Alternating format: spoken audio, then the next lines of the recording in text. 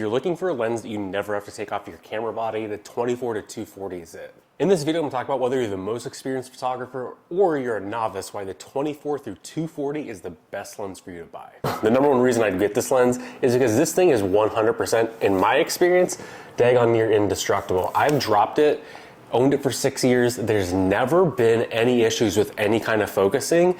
And when I've had other lenses like the 16 to 35 and I've happened to drop it, it's cost about $1,000 to get fixed. This thing's been dropped an insane amount of times and it's never had any issues. If you're honestly looking at this lens, you might be looking at the 24 through 70 or the 70 through 200 so that you have that focal range that you need, because maybe 24 through 240 is overkill.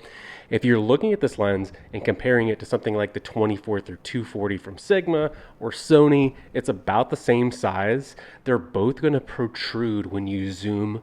That's one thing to consider. If you don't like having a body that zooms out and it's all internal, you will 100% pay for that, because the next step up would be doing something like the 70 through 200, which is aggressively way more heavy than this lens.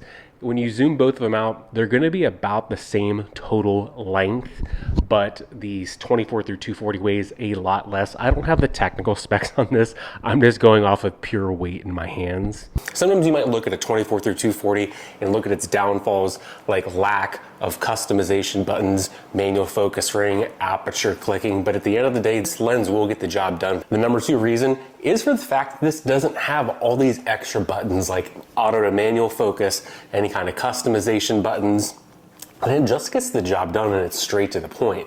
But you really don't need that when you're a beginner, because you honestly probably don't even know how to use manual focus at that point. It's very scary to even think about manual focus. For the most part, even having a custom button, you really don't even know how to use your camera fully to its full extent, so putting a custom button on here is just extra money that you're paying for something that you're almost never going to use. What's super impressive if you're using this on a full frame lens is this essentially comes a 24 through 360 when you use crop mode, which allows this lens to go so far that if you're zooming in on food, you're going to see the smallest morsels. If you're doing something like shooting a portrait, or you're shooting animals, or you're shooting sports, it allows you to be far away but right next to the action. To get that close, typically you're going to spend a lot more money for something like a 100 through 600, etc. and so on, but you can still zoom all the way back down to 24, which is, I think, is one of the killer reasons why this lens is a must-have.